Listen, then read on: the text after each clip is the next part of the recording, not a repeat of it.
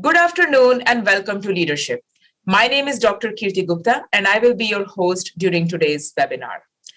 As you know, leadership convenes dialogues among scholars, policymakers, and industry experts on the cutting edge of policy issues at the intersection of innovation, competition, and intellectual property. Today, we will explore a topic that has been and continues to be at the center of policy debate in the United States, Europe, and many other countries: competition in digital markets. Earlier this year, the European Union adopted the Digital Markets Act, a regulation that imposes several obligations on the largest digital platforms, with the stated goal of making markets more contestable, fairer, and ultimately promote innovation. A similar debate has been ongoing in the United States, although proposals here fall in the domain of antitrust and range from targeted legislation addressing specific issues to revise the entire body of generally applicable antitrust laws. So here's the big question today's webinar explores. Why are the approaches across the Atlantic so different, and what can the US learn from the EU experience? We have with us an excellent panel today. We start with a fireside chat between Michael Kionen, advisor for the DMA at the European Commission, moderated by Leah Nyland of Bloomberg News, followed by a panel discussion with Jean Burris from Spotify, Alexander Distril from the Center of Regulation in Europe, Professor Marco Ianciti from Harvard Business School, and Amanda Lewis, former attorney at FTC's Bureau of Economics and currently in private practice. And this discussion will be moderated by Olivier Blanchard, an industry analyst from Creative Strategies. Please welcome all the panelists and moderators. Thank you for joining us.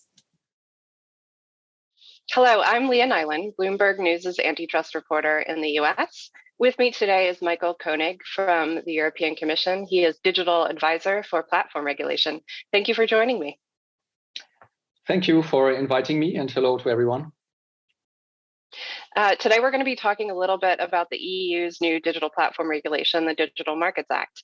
Michael, can you tell us a little bit about what the EU wanted to do with this regulation and sort of what the motivation behind it was?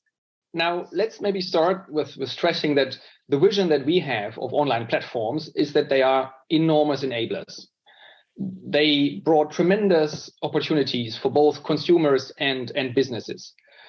But starting from that, in the recent sort of years, there was also indications and a clear consciousness that due to the nature of digital markets, there's a tendency to create very, very big entities in this field, which is related to an effect, which is basically a winner takes it all effect in many areas where digital platforms operate, which you call network effects. And this effect creates very, very powerful companies where positions are very difficult to contest, not least because of huge advantages when it comes to data and the like. And on top of it, many platforms create whole ecosystems of linked services, which makes it then even more difficult, let's say, to penetrate, other alternative and innovative companies to penetrate these areas. And at the same time, you have, due to these tremendous opportunities, you have businesses that depend on large platforms to do their business, who depend on large platforms to reach their clients. And this leads to what I would call like a gatekeeper position, to already use a term that we have in the DMA.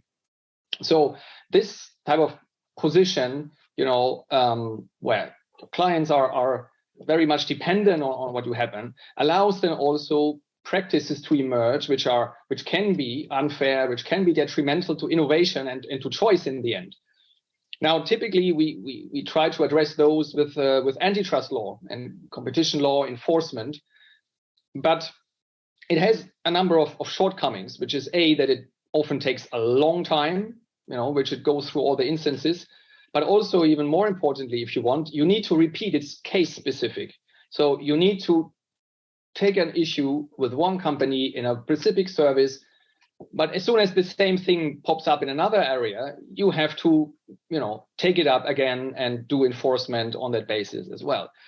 And that's why there was a growing sort of consensus in reports that we saw from all over the world that antitrust law cannot address these issues really effectively. Reports that came out in the EU, in the UK, in the United States, in Australia, and other areas. They all concluded that basically there is a growing issue with very, very large online platforms, and our tools that we have, they are not enough. Now, and this is where the DMA comes in. It tries to create a solution for that, creating a clear set of rules for the largest online gatekeepers, if you want, which are not sort of really based on individual cases. And we try to identify the most problematic practices where dependent businesses may suffer and innovation is cut off, and then really try to address those to open up again these services and reduce the dependency and the potential problems that are created for dependent businesses through these platforms. And we can certainly later on go into some examples of what particular issues we try to pick up. But this is the overall philosophy, is to bring back and bring out the innovation and enabling potential and opportunities that platforms have for all those that work with them, around them, and who benefit from them. Yeah, this is interesting. So as you mentioned, the EU had brought a number of cases against Google related to somewhat similar practices. So you all view this as a little bit different from the antitrust enforcement, a little bit more like antitrust regulation. Is that more along the lines of what you're saying? Exactly. So that is the difference. I'm always saying the DMA is inspired by competition law. It complements competition and antitrust law, but it is not competition law in itself. And why is it so? Because it goes, on the one hand, beyond the individual cases. It really takes up and says, well, these are practices that we've seen again and again, and we extrapolate from the individual cases and say, well, just here the harm that a certain practice or a certain problem is generating is so established that we don't have to look into what is the problem, what are the concrete effects in every single case, but we can conclude, and the legislator here concluded that we need rules that apply upfront and not in case by case. So I think to really have upfront rules that companies have to comply with, where I have a clear rule book without also the uncertainties around antitrust investigations and which type of practices are actually picked up and then pursued. The other element is also that we slightly step beyond the pure sort of competition elements. I mentioned questions of fairness also, which are, like in particular in these relationships of big online platforms and dependent businesses that need those as users to guarantee a level of fairness in those business operations, because many of these businesses depend on the big platforms, and therefore that creates also a chance to exploit this dependency. What are some of the practices that the regulation is zeroing in on? So let me give you maybe 3 examples. I mean, one is an area where platforms have a dual role in their operations, where they, on the one hand, are sort of the platform itself, but they're also offering their own services on a platform, or own products on a platform.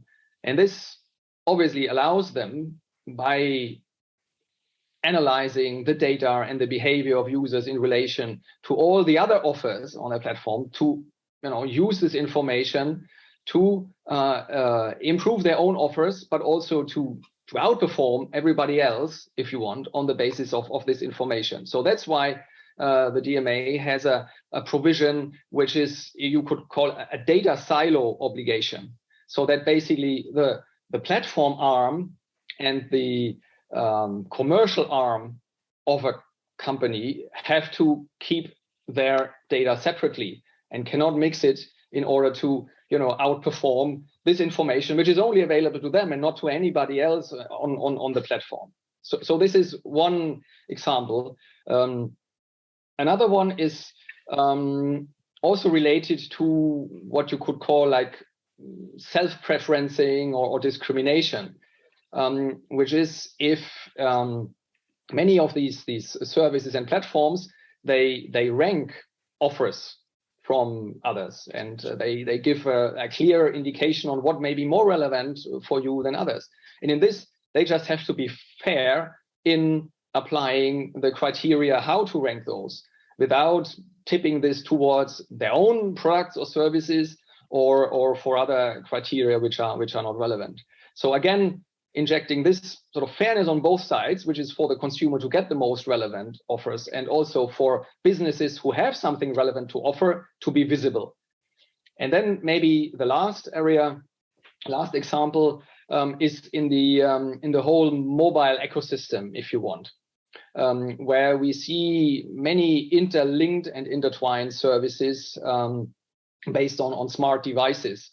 And here you see interconnections based on default settings and pre-installations, where device producers or device developers pre-install certain services which are in the same ecosystem.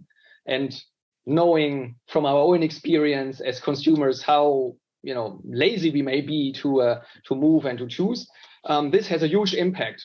This has a huge impact on consumers and consumers' choice. And here we have a number of provisions which open up these choices in some really key areas, even with choice screens, so that users actively, before when they activate their phone, they have to choose what type of service they use in some of the key services like search or like browsers, for example. So again, to open up the possibilities for others to make their offers visible and give users a chance to look at them and also pick them up. During the discussion about the DMA, there was a little bit of debate over how the EU should define a gatekeeper. Where did you guys end up settling on what a gatekeeper is and how you guys are going to go about determining when a company falls into that category? Yeah, I think that's a very important concept, because this basically triggers the whole application of the rules that then follow. So the notion of the gatekeeper is a key point, obviously, under the DMA.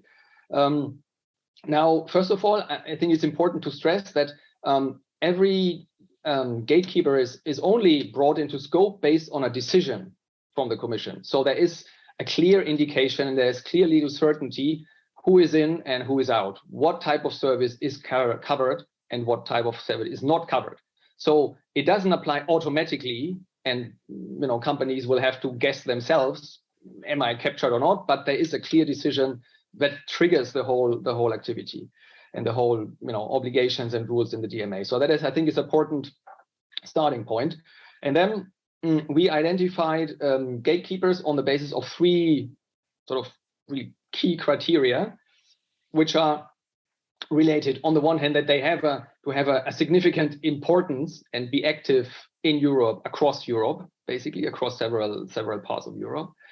Secondly, they have to be an important gateway between businesses and their clients. And thirdly, they have to have a sufficiently entrenched position, meaning this is not a one-off. This is something which is stable over time. So this is the starting point. And then the DMA operates with presumptions, which are based on certain numerical thresholds, which create a presumption that these three criteria are met.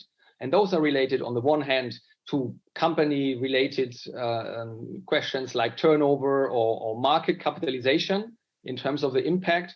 In how many countries are they active in Europe is one big part. For the second one, it is the question of user numbers. So you have to have 45 million end users in the EU and 10,000 business users to come into scope. of this presumption, which then for us is an indication that this is a gateway, an important gateway, if you moderate, if you say, between this type of number of users on both sides. And then thirdly, the entrenchment is a numerical question of three years, where these figures have to be stable or above the thresholds. Now, this is the starting point again, because this is a presumption, and the DMA has a flexibility in both directions. So if you, as a company, you meet the thresholds, then there's a possibility as a company to provide arguments to rebut this presumption by arguing, well, these figures are not telling, they are not really representing the real situation that my service in. I am not a gatekeeper because there are circumstances. So there's a possibility to argue yourself out of this, and the Commission will look into these arguments and then weigh whether indeed the presumption is rebutted. And then on the other hand, companies that do not meet the thresholds, there's a possibility for the Commission to bring those in on the basis of a qualitative, longer market investigation. So where on the basis of an investigation, we conclude that a company, although it doesn't meet the thresholds, it has to be considered a gateway in a particular, again, situation, in a particular service, which has particularities where the figures cannot be achieved, for example, because there are not 10,000 businesses active actually in a certain area, for example. Mm-hmm. But also to say that obviously this is the figures have a certain indicative value. So companies which are way below the figures, are not first on our radar, obviously. And at the same time, if you are above the thresholds by miles, it will also be more difficult to argue why these figures are not telling. So you said there's going to be this process, but do you guys have an estimate of how many platforms might be designated as gatekeepers? Yeah, obviously what is the challenge is that some of the figures that we have as a proxy, they are not public in that respect. So in the end, we will only know in the end when we get the notifications, because once a company is above the threshold, it has to notify this fact to us. Then we will really have a clear picture. Roughly what we always say also in our preliminary works and preparatory works is an order of magnitude of 10, maximum 15 companies, which is also very important to stress, we will come from various parts of the world, including from the EU, including from the US, including from China. So I think we will have a mixed population that will be in scope of the DMA.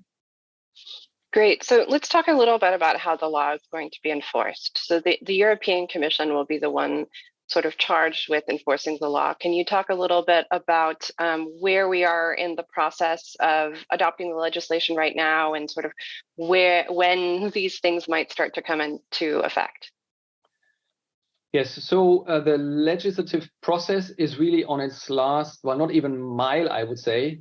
We will see the final vote in our parliamentary setup next week on the 4th of July. And then towards September, the law is really be sort of published and enters into visibility and into application. But then it will take another 6 months until the notification obligation kicks in. So this brings us to early next year, in spring next year, we will see the first obligations to notify to kick in, which we have roughly 2 months to process. And then the concrete obligations under the DMA will then kick in another 6 months from the designation. So which means that towards the autumn, end of next year, this is when the practices have to be aligned then with the DMA obligations. And The European Commission is set up so it has a lot of different specialties, but digital platform regulation sort of encompasses a couple different ones. Who within the Commission is actually going to be sort of charged with enforcing the law?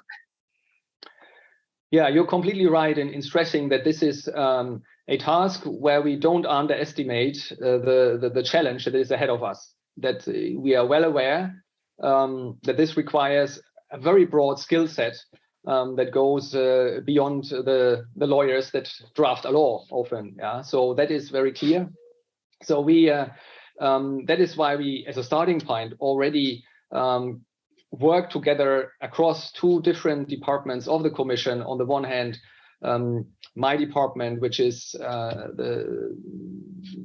dealing with digital issues more generally, with technology issues, with content on the one hand, and our partners in the Department for Antitrust and who deal with competition matters. So we work together in the design of the DMA, we work together in negotiating it through the legislative process, and now we will continue to work hand in hand in enforcing it, because we will need to pool the skills that we have on both sides, both in terms of investigation techniques, but on our side, a lot of technological knowledge when it comes to issues around cloud or telecommunication and safety and security issues, cybersecurity, which all will play a big role.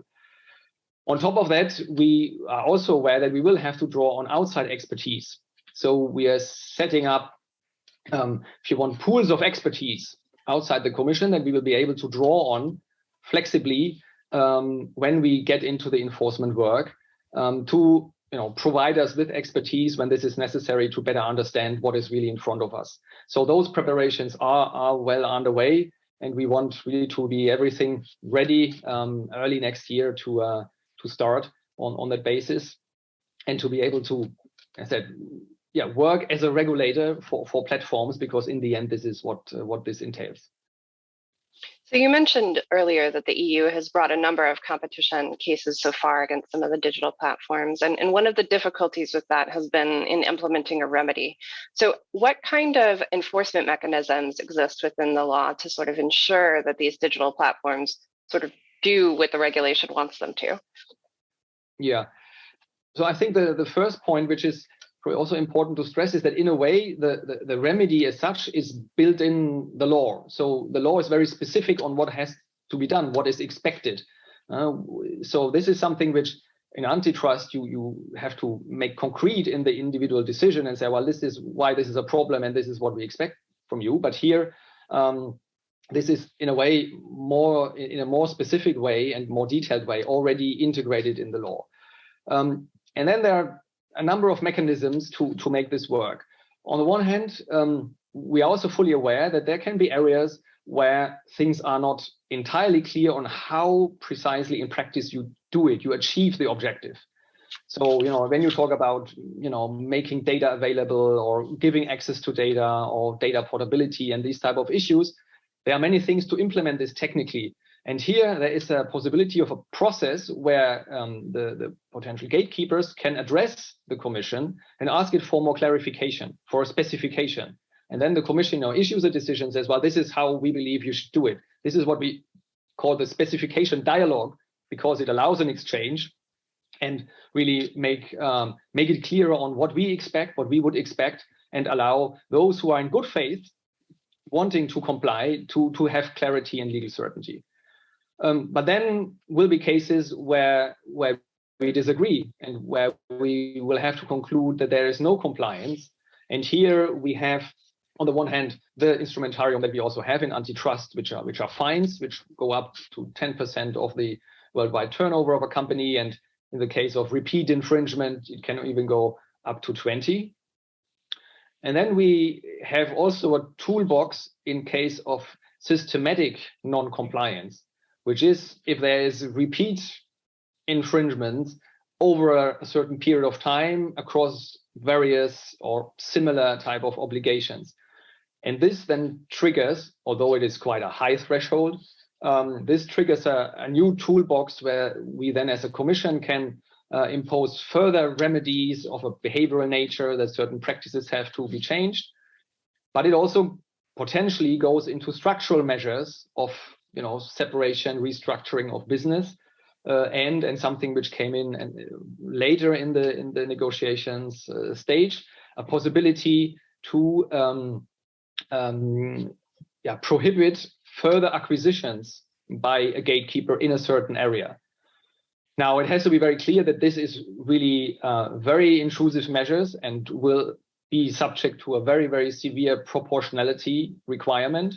But in the end, it is part of the toolbox in case there are really problems with compliance. And by structural remedies, you mean like breaking up a company?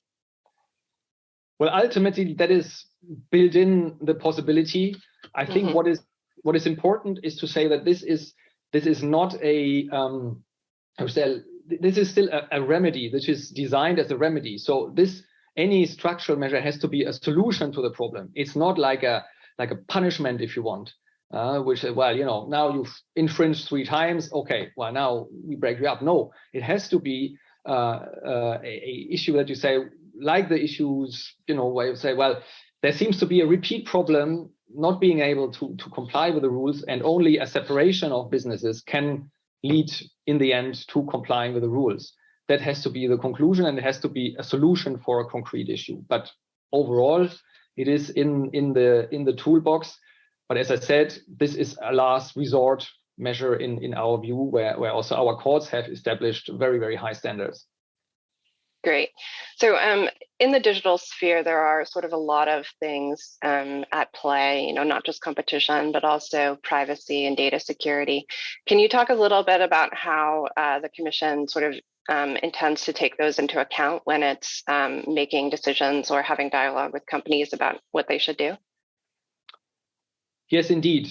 Of course, we are well aware that the DMA is not operating in a completely, greenfield area where nothing around is applicable. To the contrary, it has to insert itself into already a very developed regulatory framework around issues that you just mentioned: data protection, cybersecurity, privacy, all these type of issues.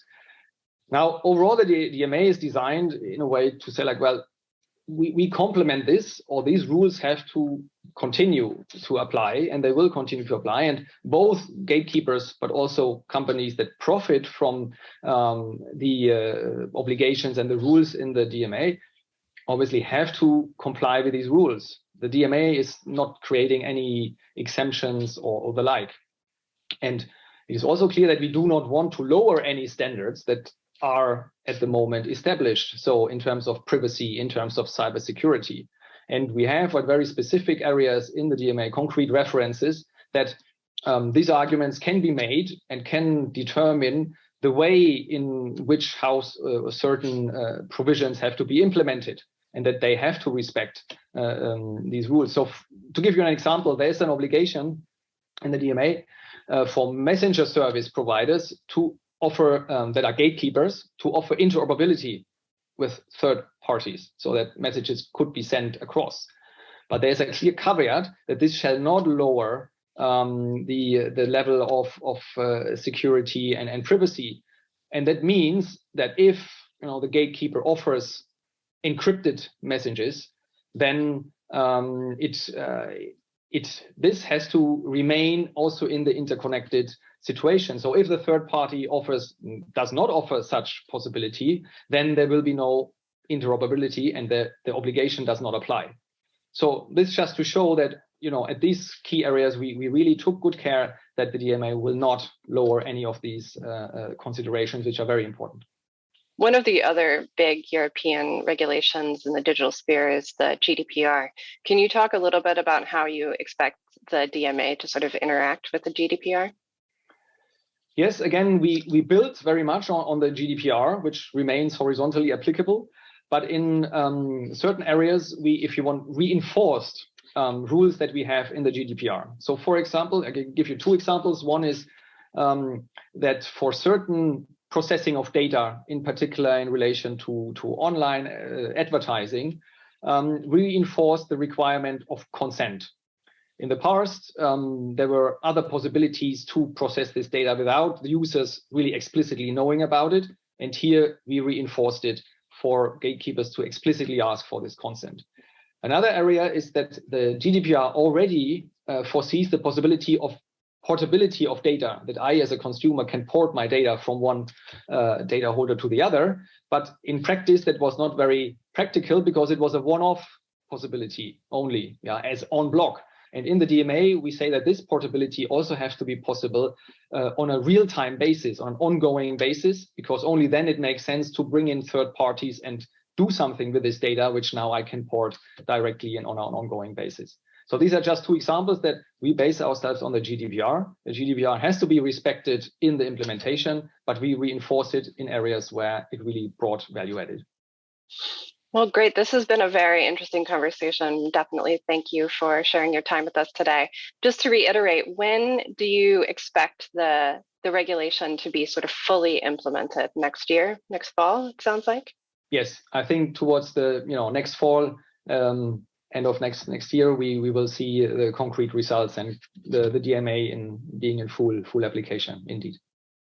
Wonderful. Well, thank you so much for your time, Michael.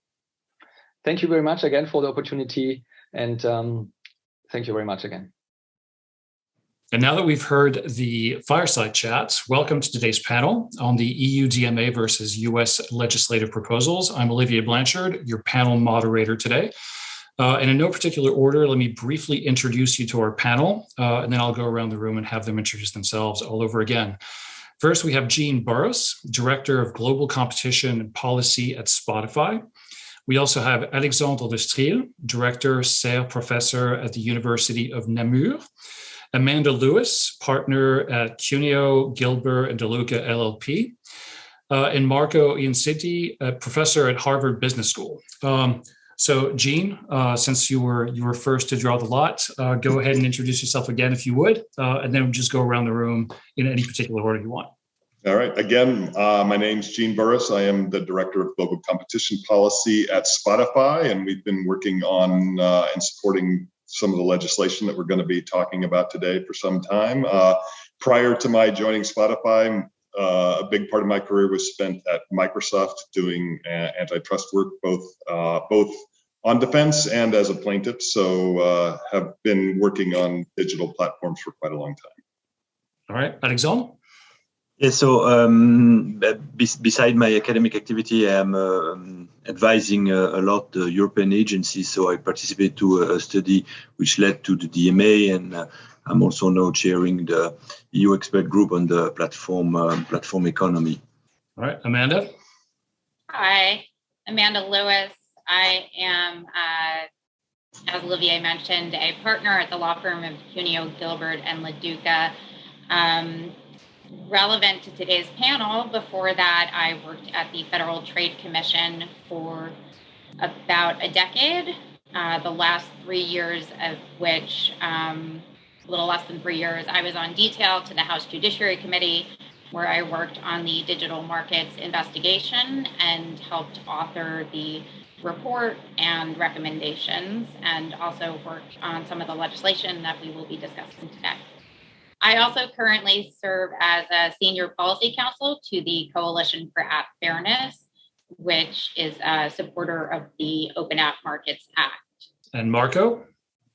Delighted to be here. Marco Ianciti. My day job, as you mentioned, is really at the Harvard Business School, where I've been a professor for about 32 years and really focusing in on strategy and technology across a whole variety of different industries, but with a special focus really on tech companies. So I've been focusing in on technology platforms for a long period of time, wrote a few books on the subject, and worked on this in a variety of different roles. I also started a company called Keystone about 20 years ago, and Keystone is now a couple hundred people, and we're really in the center for many of these matters across the board, and really focusing in on platform strategy, policy, and litigation. And so we've been involved in, I would say, most of the more salient matters in Europe, in the US, and in Asia. And so,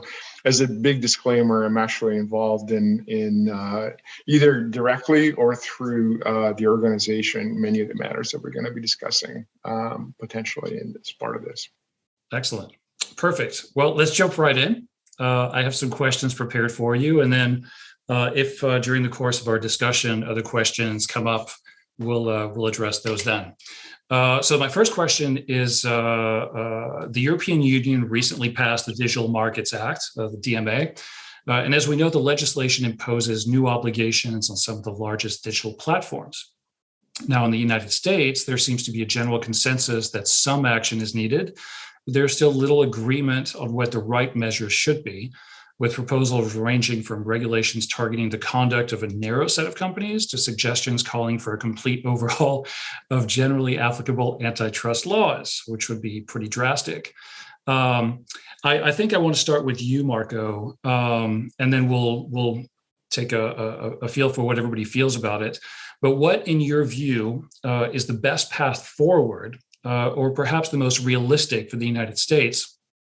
And I guess a follow-up question that I'm just going to plant in here is, should legislators in the US follow the DMA, or should they focus on narrower, more achievable goals? And we'll discuss the more specifically the American Innovation and Choice Online Act and the Open App Markets Act in more details in a moment. But I just kind of want to start us off with this. That's great question. And I guess I want to step back for a minute and really think about sort of the broader context around the question to some extent, because we're really in the middle of a very, very broad transformation that has been influencing our economy now for a couple of decades and is continuing to do so going forward. Because of digital transformation, our economy has fundamentally changed. We have these pervasive networks around the internet, mobile and beyond, that are connecting people, connecting companies to each other. And whenever you have networks, those networks will almost mathematically develop hubs. And so the emergence of platforms and the platform economy essentially is if you like, a mathematical and economic consequence of some very profound change that our economy has gone through. And it changes almost everything, in a sense of the way the companies deal with each other, the ways that companies connect with consumers, the way the companies connect with each other is changing fundamentally, and it's changing the power relationships between companies in all kinds of fundamental ways. And this is something that we've been working on and thinking about now for quite a long period of time. So there's a long history in Europe, for example, being stricter around the enforcement of antitrust laws around these platforms with a greater I think, view on potential harm towards other businesses, whereas in the US, I think traditionally we've had more of a view in terms of potential consumer harm and also consumer surplus that some of these economic changes might have affected. And so I think traditionally we've seen more activity in Europe. And the DMA in some ways is really the next phase of this. And it's really interesting in the sense that it really makes some fairly fundamental assumptions about platforms and how platforms should behave. And, it's easy for me to go out there and kind of poke holes in this, in the sense that, at the end of it, platforms are really complicated, incredibly complex. And in order to actually do something about their behavior, one has to make some broad assumptions. And any economist to go out, we can argue about whether they should be this big or less big, or how some may be affected more than others, and how certain activities may be more important in the DMA than others. But it's an interesting step forward in really thinking more proactively about conduct and thinking more proactively about what platforms really should be doing and some harmful behavior. And for example, some of the things identified by the DMA are effectively really problematic. Like self-referencing behavior, for example, is a real challenge, and it can lock out a number of new competitors into an environment. I should say on related issues, I have actually worked on the Epic Apple case as one example, which is sort of one of the current real reference cases around this. And there are, I think, some very strong arguments for opening up the stranglehold that I think some of these platforms, including iOS, really have on companies like Epic, for example, and giving them their ability to select payment systems that make sense. And there's all kinds of back and forth. So it's an interesting setting with all of this. Within that, there are certain things I think that the DMA kind of leaves out a little bit, which one of them really being fundamentally the positive impact that platforms also have on the economy. And this is one thing that I cannot not mention, in the sense that we wouldn't be here in the stage of economic growth that we're in without these same platforms. And there's huge economies that depend on them across the board. And so from that perspective, there are two sides to every issue, but there is a side around the role of platforms in promoting innovation, and how do we make sure that we don't drive harm and adverse impact in doing so. And so from the US perspective, there's really interesting activity in both sides, right? So that there is potentially influencing at the level of the DMA, and maybe providing a more nuanced perspective on what we can actually do by curbing some of the adverse behavior around platforms, and something that considers more carefully issues like network effects, for example, and the actual real strength of platform network effects, as opposed to sort of the idealized behavior, but also kind of works to preserve the kind of innovation that has been fundamental to the US economy in many different ways. And we can all talk about the bad things that platforms do. At the same time, we can all kind of remind ourselves that there's a lot of positive that these things do as well. And so we don't want to perform brain surgery on something that ultimately provides the livelihood for millions of people out there, and makes things better, as well as sometimes creating problems. So I love the idea of a fairly innovative approach to regulation here, in the sense that I think there is a potential to really set a interesting way of looking at the problem that can help drive the good things that platforms do, while at the same time help curb the negative impact that they have at the same time. Right. So that's going to come down to a question of execution, which it does. It does. I mean, the execution piece is a big deal on all of this, and it's not always the easiest thing to do from the regulatory perspective, because it's easy to understand that we are creating harm, and it's a little bit harder to figure out how to fix it. But right. And I'm going to circle back to Amanda on that in a few minutes. Before that, though, I also want to get Jean's opinion on this, because Jean, you kind of have a foot on each side of the Atlantic with this, so you have a unique perspective, as well as someone who has to deal with it in Europe and in the US. So, what are your thoughts on this, and what would you like to add to?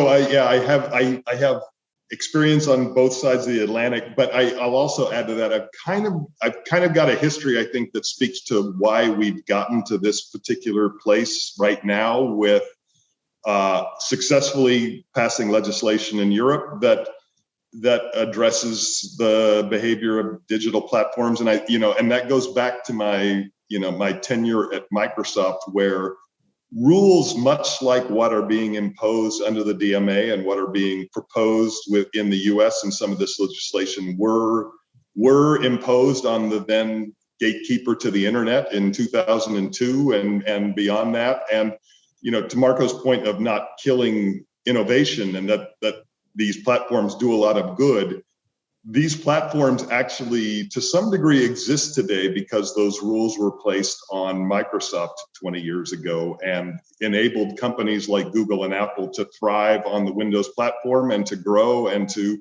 eventually declare independence to some degree from the Windows platform. But to some degree, I think we're at a place in history where these rules are being proposed because we saw that they can work 20 years ago, and they did work for precisely to the benefit of the companies that we're now talking about, who actually have market power today, I think, that far exceeds whatever Microsoft had 20 years ago.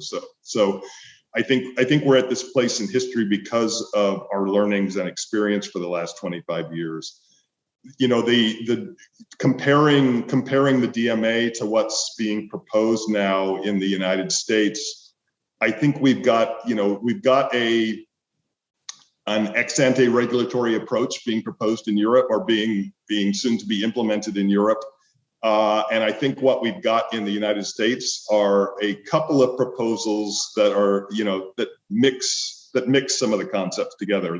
The Open App Markets Act is a very specific, targeted I'll call it regulatory approach to the mobile app stores, where there's a market that's been studied and where people tend to agree the markets are a little bit broken and that there are real abuses taking place in those markets. And that piece of legislation takes those on directly in a targeted manner. And then the Choice and Online Innovation Act is broader. It impacts more platforms, and it does so in a way that, that I think to some degree could address behaviors that weren't necessarily captured by the Open App Markets Act with respect to app stores, but also obviously capture other platforms that are operating today. So I think the U.S. approach is a mix of both regulatory and modifications to the antitrust laws. I think those are the two pieces of legislation that have a real chance of finding their way to becoming law in the United States, as opposed to some of the other proposed antitrust reforms that are out there at the moment. These are the two with a real chance, I think, to make progress here. Okay, so before I go to Amanda on this, I just wanted to get Alexandre's opinion, and I know that you don't want to comment necessarily on U.S. legislation, but on the DMA specifically in Europe. Do you feel that the DMA has perhaps overreached or already sort of threatened some aspects of competition that perhaps it could have more elegantly gotten around? Yeah, that's a great question, and it's difficult to answer no. We will see in 5 or 10 years. But I think what I can say no is that in a way the DMA is relatively narrow on two aspects. On its scope, it covers a narrow set of platforms. I would have prefer a narrower set even than what we have, but I mean it is supposed to cover between 10 and 15 platforms, so clearly it's a focus law in that regard, but also in terms of what it imposes to those 10 to 15 platforms. We have a list of, I would say, relatively narrow prohibition, which mainly aimed at alleviating that the platform do unfair leverage from one market to another. And to that extent, for instance, if you look at the self-preferencing prohibition, it's much more narrow than what you have in the US bill, because it's only related to ranking, But then it has a number of obligation, access obligation, interoperability obligation, data portability obligation, which are broader, I would say. And in that way, I think the obligation to open platform and data are broader than the prohibition, which are relatively narrow and circumscribed. Now, why we have those broader obligation to open platform and data? It's precisely to help innovation, and to take the point of Marco and what Jean was saying. It's exactly to allow a small platform to plug in, if you want, on the existing gatekeeper, and to be able to innovate, and indeed replicate the kind of the story that was done with Microsoft.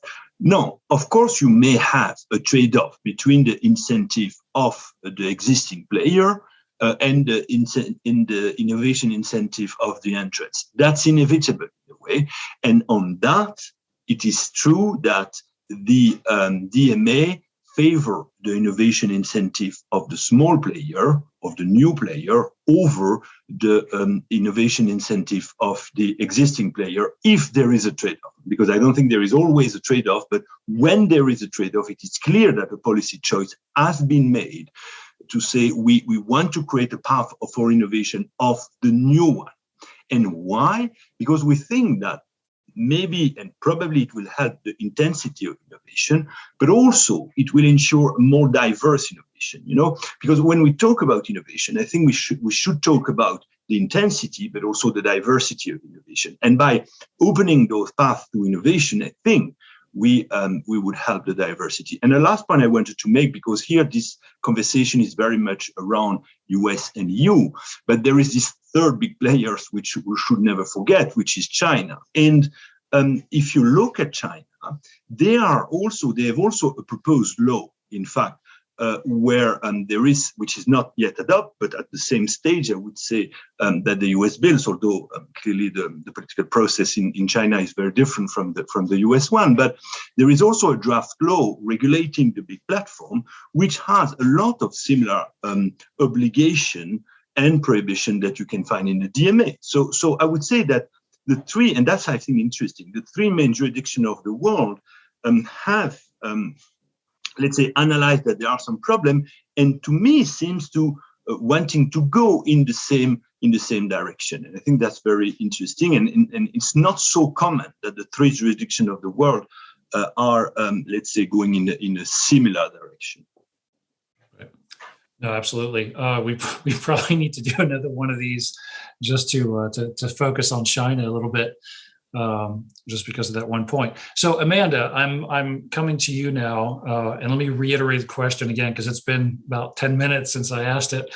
But so the path forward, DMA in Europe, DMA-like legislation here, or narrower, more achievable goals for the US, especially given that our antitrust regime here has traditionally been different from that of Europe.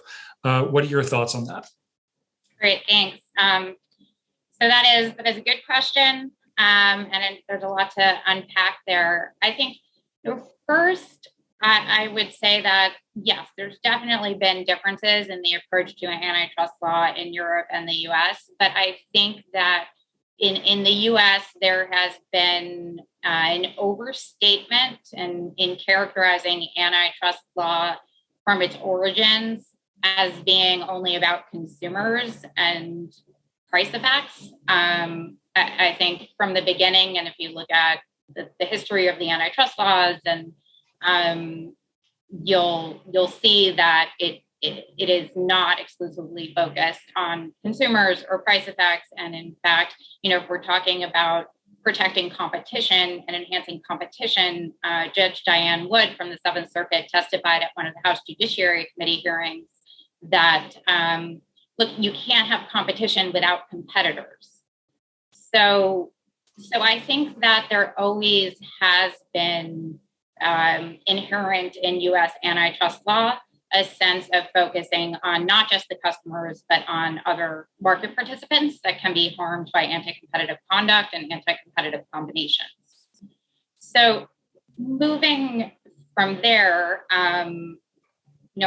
I think you also mentioned that there is a lot of, or perhaps there's disagreement about the different approaches that we could take in the U.S. moving forward.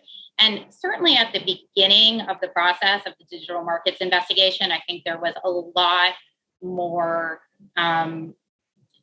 maybe not even disagreement, but a lot of different approaches that really diverged a lot in different directions. However, since that time, which the investigation was over 16 months, it's been a few years since we did the investigation and drafted the legislation. And really, I think actually there has been a consensus that has arisen.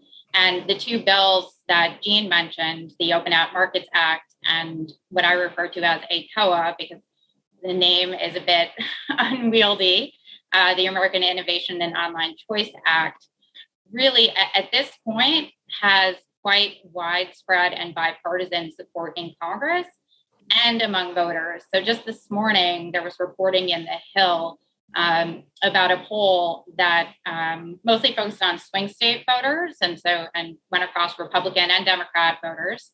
And that poll showed that I think nearly 80% of voters supported the Open App Markets Act. And then with respect to ACOA, it was about 72%.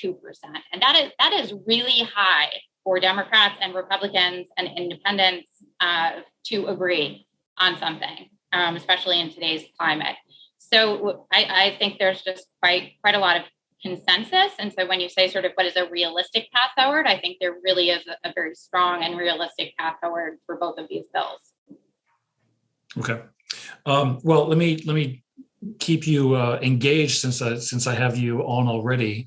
I think it's a good segue into my second question, which is All right, so the legislative proposals presented in the United States, which you just kind of outlined a little bit. So you have the American Innovation and Choice Online Act, which is a little bit of a mouthful, and the Open App Markets Act, include provisions prohibiting so-called self-preferencing, but also prescribing interoperability, data portability, and sideloading, which in some instances make a lot of sense.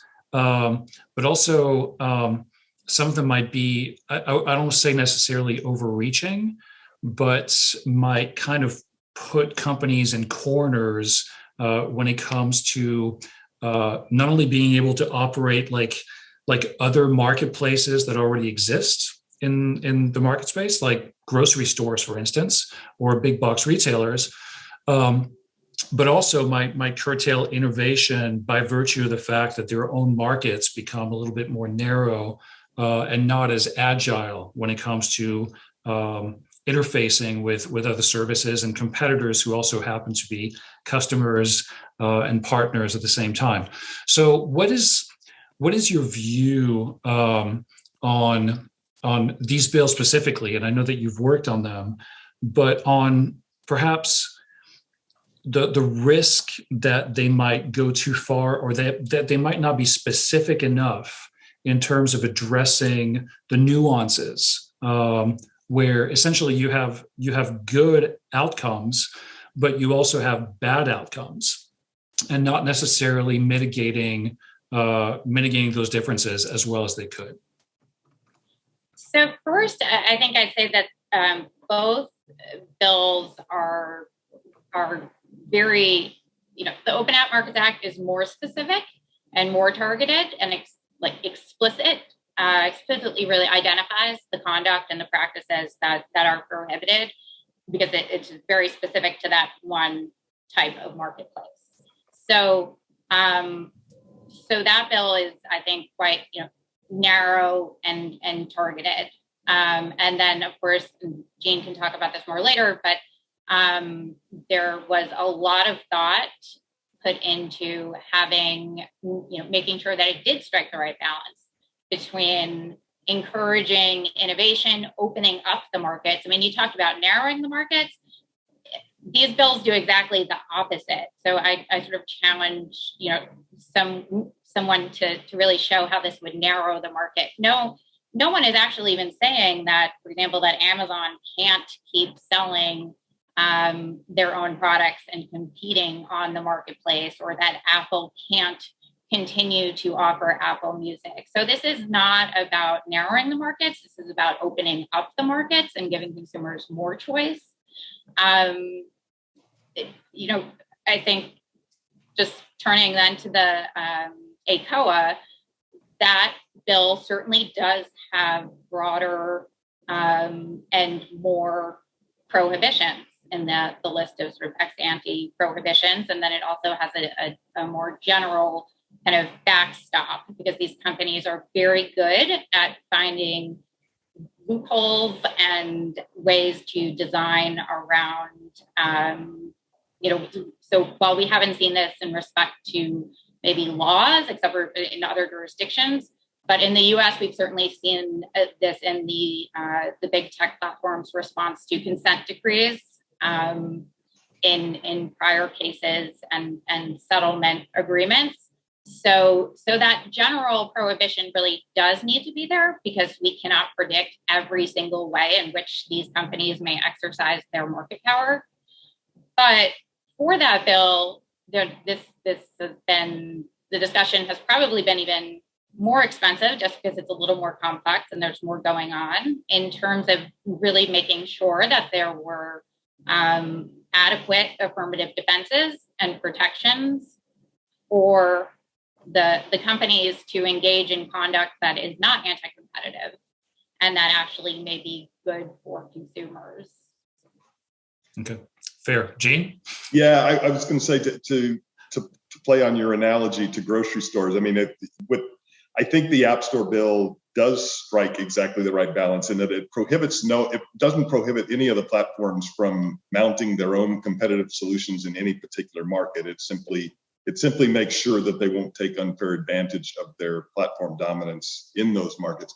to your grocery store analogy, and there may be another panel down the road where you can speak to the problems of consolidation in U.S. grocery stores and whether that's a problem or not. But it's the difference between having a Safeway, having a Kroger and a Safeway and something else within a particular neighborhood, so it's not particularly an issue, versus, you know, the App Store, that's it. You buy an iPhone, there's only one grocery store in town. And so the fact that some of these, you know, prohibitions are being imposed on the app stores, or some of the obligations are being imposed on the app store, is because it's the only grocery store, as opposed to, you know, presumably you would have competing grocery stores. And to some degree, you know, the Open App Markets Act actually will create the opportunity for competing grocery stores to appear on your iPhone. So.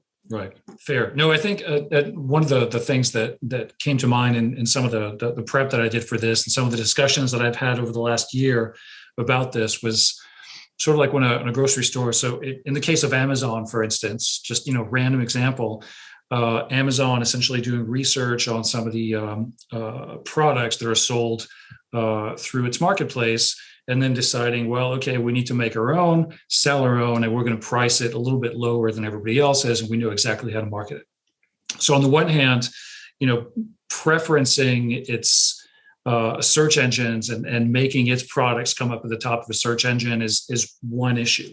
The other one is the fact that by doing so, Amazon would presumably be creating more competition, right? Because it's bringing another option to the market, and also helping keeping prices down by exerting downward price pressure on the entire product category, which would then benefit consumers.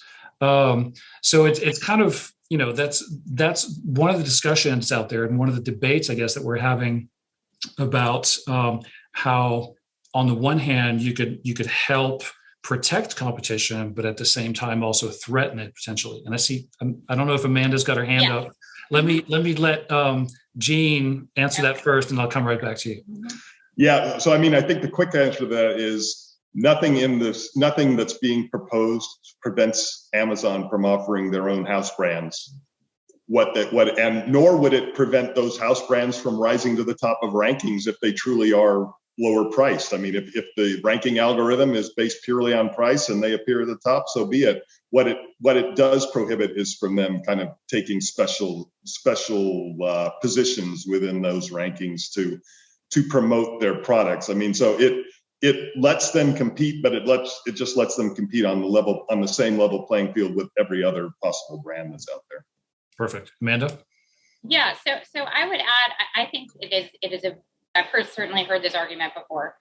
I think it is a very different situation when you are talking about a supermarket, a grocery store that has a very different relation with its vendors, right? With the manufacturers whose products sell on its shelves in competition with the grocery store's private label. That is a very different relationship that a retailer, you know, certainly a grocery store, has with their with the providers of the products that are competing with their private label than the relationship that Amazon has with its third-party sellers.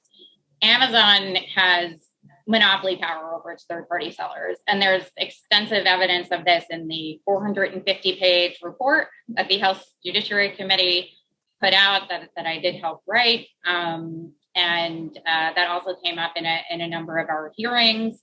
I spoke to countless third-party sellers who were able to back it up with evidence that they could not continue to stay in business and reach their customers unless they sold on Amazon.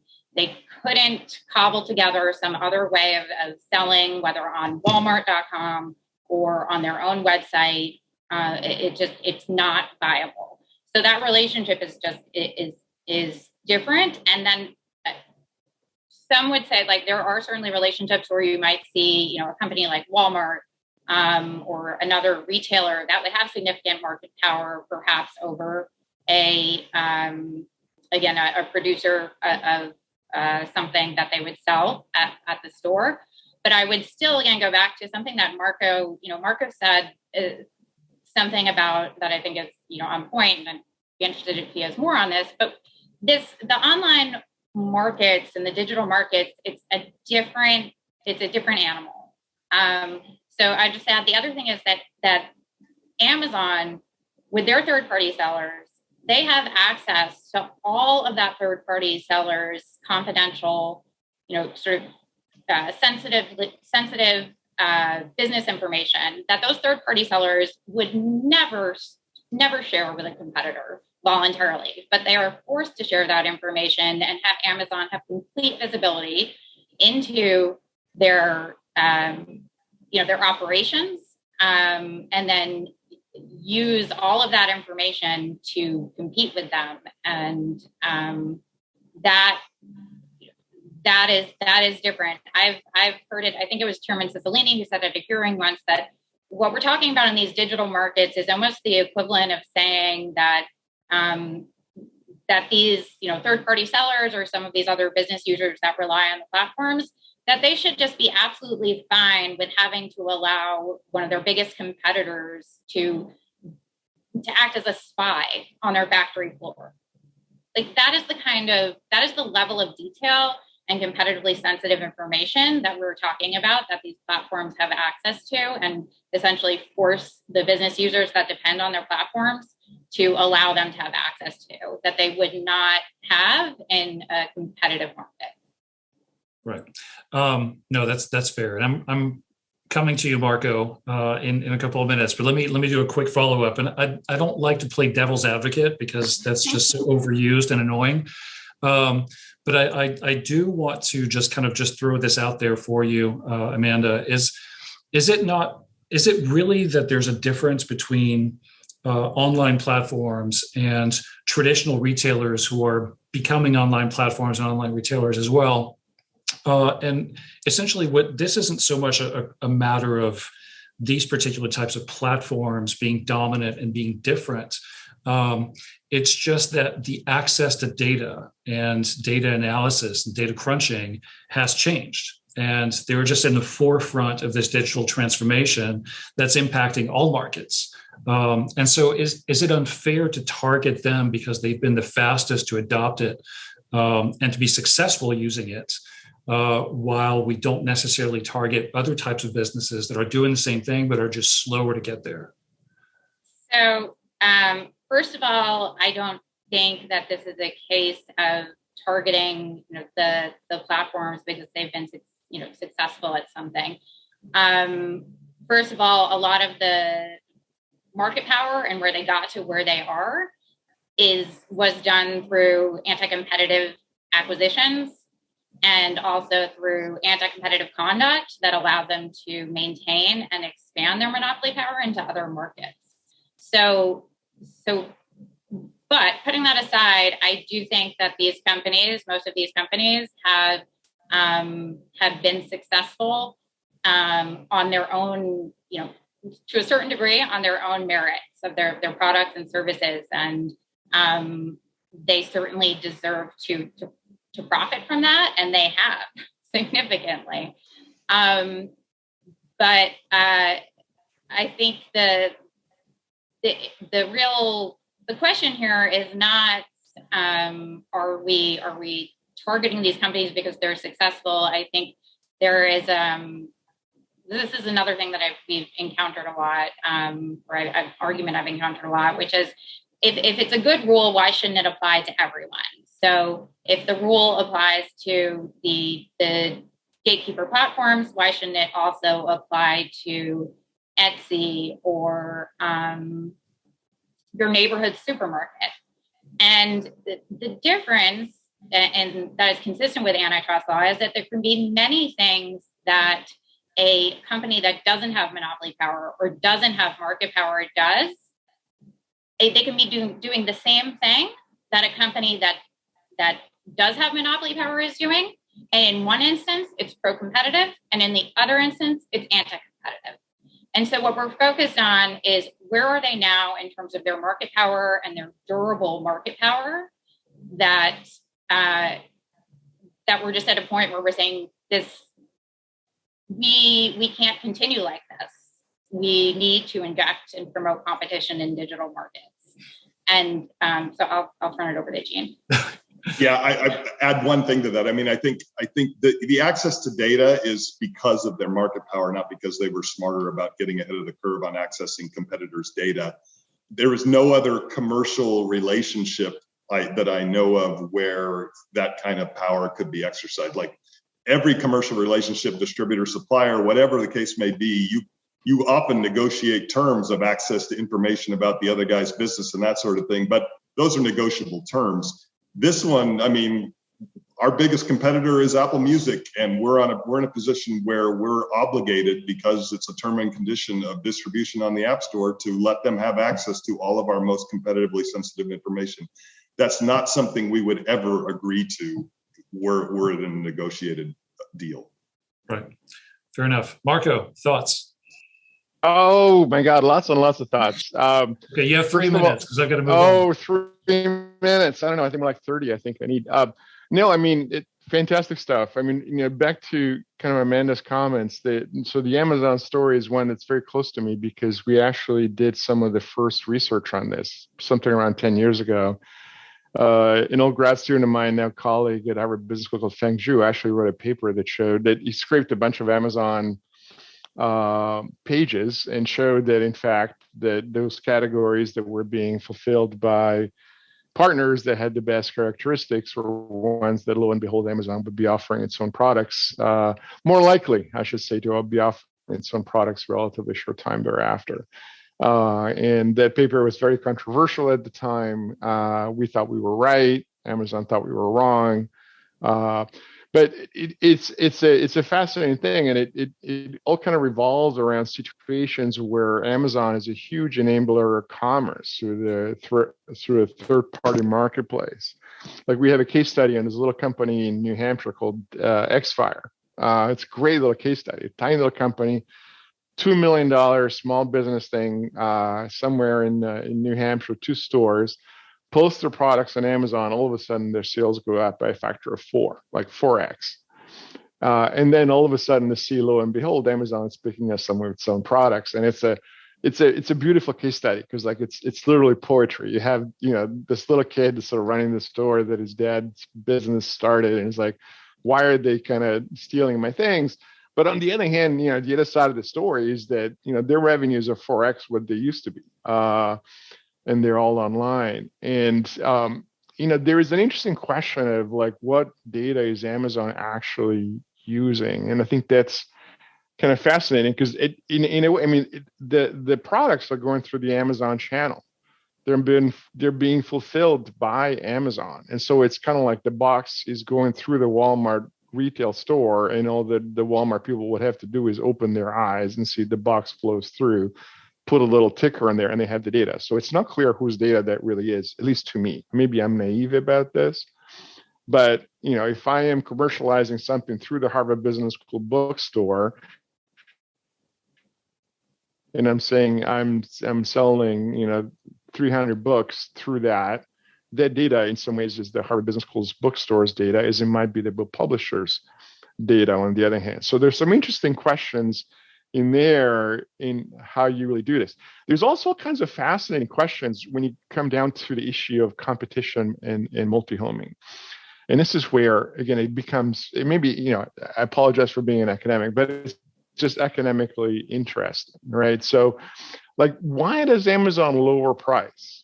Okay. And I have this discussion in class all the time. And it's like, I mean, if there's so much market power, why do they keep lowering price? And they're all like, they have Jeff Bezos as this long-term evil thing that he wants to go and take everybody else out of business, and eventually they will raise price. I mean, but they've been at it for decades, and why aren't they raising price now if they can? They do. And the answer to that is not a lot. Not a lot. I mean, we've looked at this pretty broadly, and it's pretty cheap to buy stuff on Amazon. I mean, it is possible. I mean, obviously, but the biggest complaint on Amazon is that we'll sell below MAP, and then people get really upset about that. And so that you're the expert, Amanda, so maybe I'm completely wrong. And But it does feel to me that very often they're still a pretty low price competitor. Maybe they're not the lowest priced overall, but they certainly provide a fairly good deal. And often they get into hot water because the price is too low, not because the price is too high. And people get upset because it's below the minimum advertised price. We have this great video from this knife manufacturer who complains about that. But the issue is, like, why do we keep lowering price? And the issue, fundamentally, I think the answer to that is that they don't have an option not to, right? This is a pretty competitive market. I mean, if I want to go out there and buy a knife, I have a lot of options, right? And so Amazon is one option. And I know Amanda has to be next on this one. But I don't think competition is completely out of it. Similarly, just because you're a platform and have huge share doesn't mean the competition is not there. Like, in my favorite example there is Uber, right? And Uber is the only company that I've ever seen that, in its own prospectus, actually there is a clause in there that says we may never make money in our entire future ever, right? And fundamentally, the reason for this is rampant multi-homing. Even though there is no one that has as large a share as Uber, everybody tends to have 2 apps on their phone at least, and they can still get a taxi cab. And that's because the scale advantages are not that large. Again, with Amazon, they will try to do everything possible to get an advantage. The whole Prime program is about trying to fight this, right? And to try to eke out a profit there. But they're not that profitable in retail. And you got to start asking yourself why that is. And maybe they're mismanaging it, but they seem to be pretty efficient. And so it's a little more subtle, right? So there is definitely competition going on. Multi-homing is a huge issue. I mean, the reason why Google and Apple, for example, are in a different class when it comes down, and the App Store questions, Gene, that you were talking about are fundamentally different there, is because there's no alternative. People don't multi-home on phones. Like, how many people do you know that both have an iPhone and an Android phone? It doesn't happen a whole lot. And so there is no multi-home, and there isn't fundamentally no competition there for that same consumer. And so unless you have multiple app stores, you have no options. If I'm out there trying to figure out if I want to buy socks and I want to, buy them on Amazon, I can buy them on Walmart, I can buy them on a myriad of different websites or retailers, which are still competing with as far as I can tell, still competing in many ways with an online provider. So anyway, sorry about all the crazy stuff, but I think you better go back to Amanda. Otherwise, I'll try to make this brief. But I agree with Marco on the App Store issue. I think that is certainly more clear cut that there are parallel monopolies there for Google and Apple. With Amazon, I am not saying that Amazon is the only retailer that exists. There are certainly other retailers, and there are certainly other e-retailers, places where you can buy things online and have the products delivered to your door. So, but I will say that Amazon has an extremely large market share in e-commerce, and that is what gives it monopoly power over the third-party sellers. So that is a large of the focus for me of their monopoly power, because you might say, okay, you can go to Walmart.com and buy a single pair of socks. I don't know if you've tried. I have tried Walmart.com. I have tried to switch. No offense to Walmart. It's not a good alternative. They don't do it as well. And, look, they've been trying with all of their resources for a long time. Some of it, I think, is due to Amazon's anti-competitive conduct, blocking sellers from multi-homing or blocking sellers from selling on Walmart and partnering with them and offering discounts to try to get people to try, a new platform, a new product. But, so I think one of the issues is that the consumer yourself, maybe you have more options. I really don't, the research that I've done and the work that I've done leads me to believe that the third-party sellers do not really have other options. And then finally, I would just say, in terms of on the price front and the fact that Amazon maybe typically does have the lowest price, but not always. They, for a while, they formally had a fair pricing policy that they enforced, and I believe they still informally enforce a policy that basically said that if they find a third-party seller offering a lower price on another website or on their own website or at a retail store, that third-party seller will find themselves potentially kicked off the platform, delisted, so they don't show up in search results. And so that is, that is certainly one explanation for the lower prices. But I'm sure we want to talk about some other things. So I will leave it at that, and we may just agree to disagree on some of this and continue to have this conversation at another time. I have a super quick little thing. No, because I agree with Amanda. I mean, I agree with you. I mean, fundamentally, because like to do these kinds of things, that we found them, right? So they're examples, individual examples of behavior that when you look at it with a certain lens, it looks like it's anti-competitive.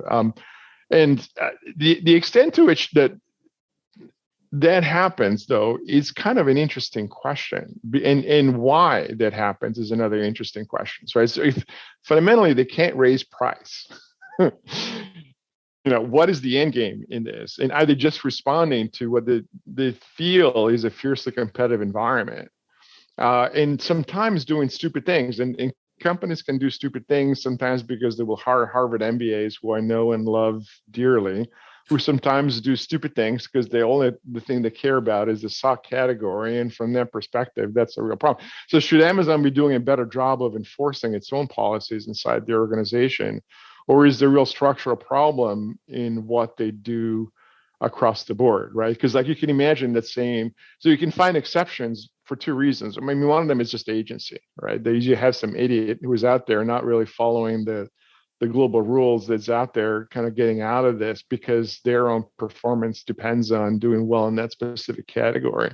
And so moving about, but then overall, sort of the corporation is trying sort of in some ways to just be a fierce competitor, but not doing that illegally. And so there's an interesting question as to why that happens. And I've looked at this for a while, and to be honest, I can't really figure out the difference. I don't know if there's some kind of evil senior presence in Amazon that's trying to figure out how to do this. Yeah.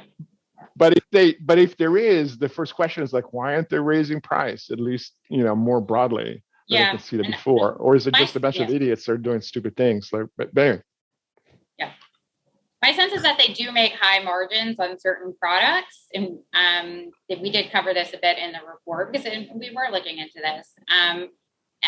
But there is a benefit to having the consumers locked into the Amazon ecosystem. And there are a lot of customers who do not price shop. They begin their searches for products on Amazon and end it there.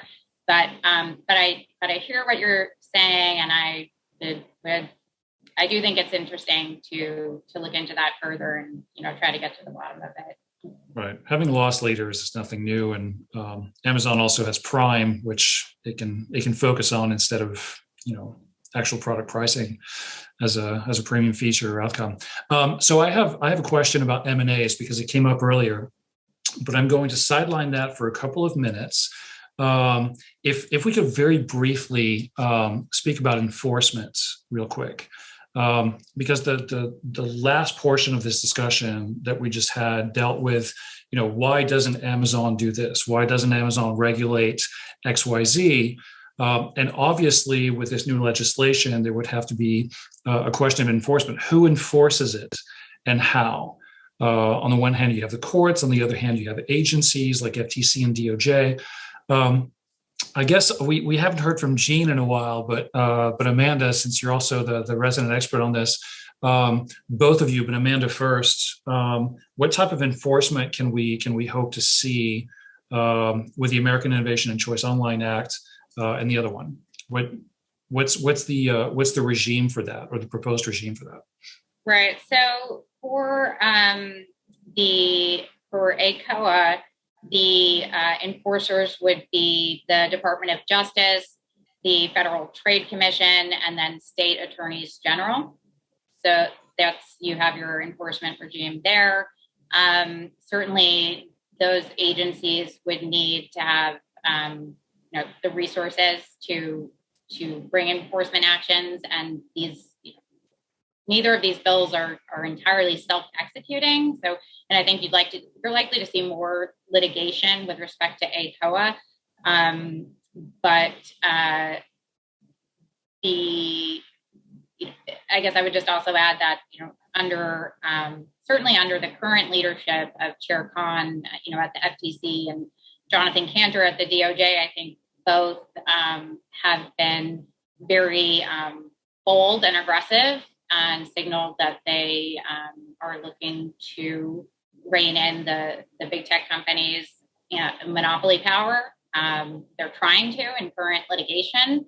The current antitrust law is really has a lot of shortcomings at this point. But I think if these bills are passed, and I hope that they are both passed in the very near future, that we can expect to see some fairly quick enforcement efforts at least initiated. But I'm going to turn it over to Jean to talk about the App Store bill.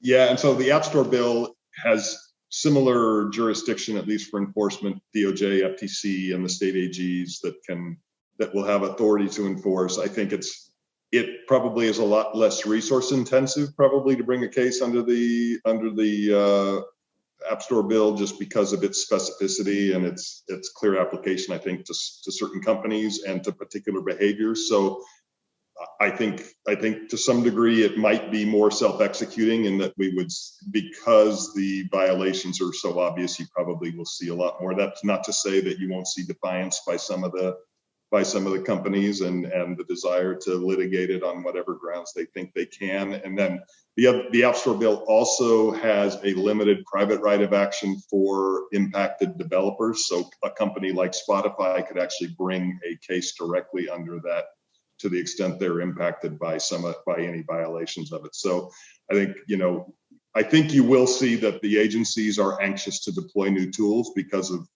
I'd say, at least under the current leadership, frustration with the limitations on what they can do under current antitrust litigation, and so they will be anxious to deploy those new tools. And then I think it's likely that you'll see some individual developers bring cases under the App Store bill, to the extent to the extent you don't see immediate compliance by the companies, that you'll see litigation pretty quickly. Right. In terms of velocity, what are we talking about? Because obviously, is there injunctive relief involved in this, or like what's the pace of that type of decision once a complaint is made?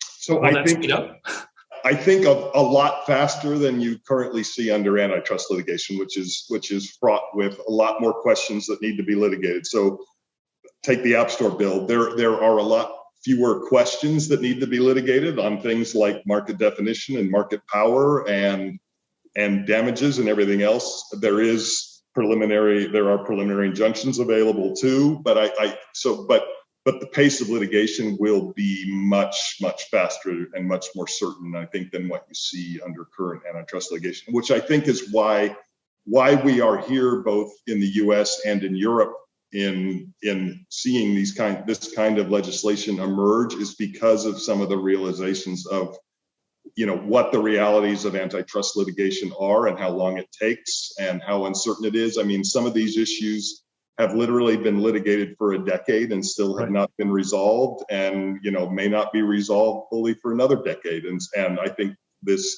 the legislation that's being passed will provide a much clearer path to a speedier resolution. Right.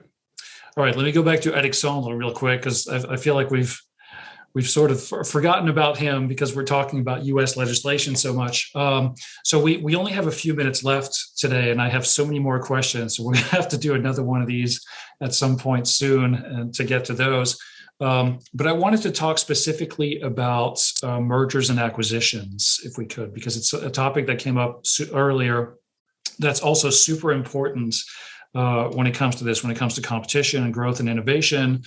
And obviously, everybody on this panel may not have the same views on how mergers and acquisitions may be competitive or anti-competitive and who they benefit ultimately and why.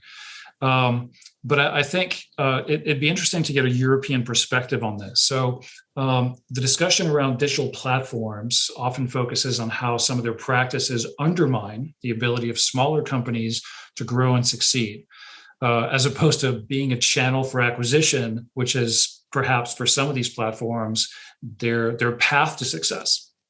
So M&As are certainly an important way for small businesses to grow and achieve the necessary scale to be able to compete with large incumbents. But anti-M&A sentiment among many U.S. lawmakers could create new hurdles for companies looking to grow through the mergers and acquisitions process, and therefore make it more difficult to compete effectively against larger established digital platforms. I know it seems like a paradox, but it's reality for a lot of these companies. Now, in the EU, there seems to be a more nuanced approach. The DMA has specific regulatory provisions for M&A that concerns gatekeepers, but otherwise have no impact on mergers and acquisitions. I wonder if, Alexandre, you could speak to this really quickly. We only have about 5 or 6 minutes left. I want to give you the opportunity to speak first, and then I'll go through other participants for their opinions, and then we'll go to closing comments. Yeah, thanks a lot. So indeed, the DMA do not really change very much the merger control system in the EU. It has two small provisions, but which will not, I think, be extremely significant. One is about more information about those acquisitions by the gatekeeper, even if they are quite small startups, which are normally not notifiable. And then also, if a gatekeeper systematically violates the DMA, then there is a possibility to impose a merger ban for a certain period to the gatekeeper, but only in case of 3 violations in 8 years. So there is no fundamental rethinking of the merger control, but I think there is not necessarily a need for it, because the merger control in Europe is much stricter than it is in the US, in the sense that we prohibit vertical merger, and we have even prohibit conglomerate merger, in Europe, while it's clearly much more difficult in the US. So I think the situation is a little bit different. Having said that, I think one of the big challenge for merger control is in the digital environment is how to deal with deep uncertainty, because there is a deep uncertainty for everyone, for the agencies, for the acquirer, for the company which is acquired. And I think we may need to think about more flexibility in the remedy or contingent remedy. We could say, okay, if the market unfolds in that direction after 5 years, we will impose a structural separation, but you do it firsthand, So I think we need to be a little bit more imaginative and dynamic in our remedy approach. And the other thing I think is very important when we talk about startup and big tech is how the IP is protecting the innovation of the startup. Because my impression is, if you have an IP which is too weak, which is not protecting, for instance, an interface, it's very easy for a company, for a big company, just to copy the innovation. They don't even need to buy it. And so I think there is also, beyond the merger debate, there is an IP debate which should be run in parallel. Do you have any thoughts on this? So do you feel that the 2 legislations that we've talked about address the speed or the velocity of that regulatory review in a way that's consistent with the pace of business, for instance, when it comes to M&As, and in a way that's not too restrictive also? So, and just so I'm clear, you're asking about the current, the 2 bills that we're discussing, and whether they sort of adequately account for the speed with which the kind of digital markets might change or adapt. Yeah. So, yes, I think they. I think they both. Well, look, I know the people who are involved in drafting these bills, including myself, for at least one of them.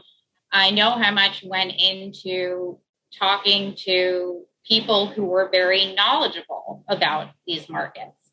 And we had so in addition to talking to businesses that, market participants of all sizes that participate in the digital markets, we had a technologist who was on our team and on our staff full time. We consulted with the economists, we consulted with academics, we consulted with privacy experts, we consulted with cybersecurity experts. So just a lot went into making sure that these bills are equipped to deal with both the challenges and the way that digital markets exist today, and then also thinking about future-proofing them to the extent we can, and allowing for some flexibility to account for changes that will come for the future of these markets. So I guess it's not surprising, but I do think that these bills strike the right balance between setting kind of rules of the road for digital markets that I think are really needed, are really overdue, and are really needed.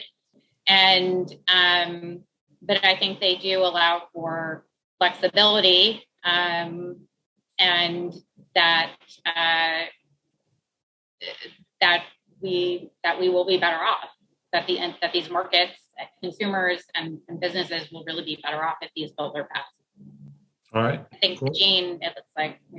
Jean, and then Marco, 1 minute each. If you can keep your comments concise. I'll try to keep it shorter than that. But I mean, neither of the bills take on mergers directly, and neither address change the law with respect to that. I think what they do, however, might have an impact on are the incentives for on to go through with some of the mergers that I think maybe if you think of the ones that currently the regulators might have a little regret for having let through, like YouTube or Instagram or DoubleClick. They probably change the incentives for the platforms to actually make acquisitions like that, because they won't be able to perhaps leverage their platform into making that the sole solution. So it may impact mergers that way. But I think that's really the only thing we'll see on the M&A front, at least from this legislation. Marco? I'd try as much as possible never to disagree with Gene, so I'm just going to agree with everything that he said, because he knows a lot more about mergers than I do. So I'll leave it at that. I should say that my comments did apply to how the bills would adapt to changes on the conduct side. Right. They don't affect the mergers. Okay. Sounds like we may have to have a different panel in a year or so and to discuss that specifically. Let's see what happens. Super interesting. Yeah. So that went by quickly. So we're at the end of our panel and at the end of our events. So obviously there's a lot more to discuss. We only got through about half of the questions that I had for the panel today. So we're definitely going to have to do a part 2 to this, or a follow-up of some kind. To everyone watching, thank you so much for tuning in and spending some time with us today. To every participant and organizer of this event today, I want to thank you, and thank you for having me also moderate this panel as best I could. And we invite you to click on all the links and save the link to this video and to this event for future reference, because you'll probably want to revisit this at some point when we come back around to this and when this legislation actually goes up for a vote. So again, thank you very much for tuning in, and have a great day.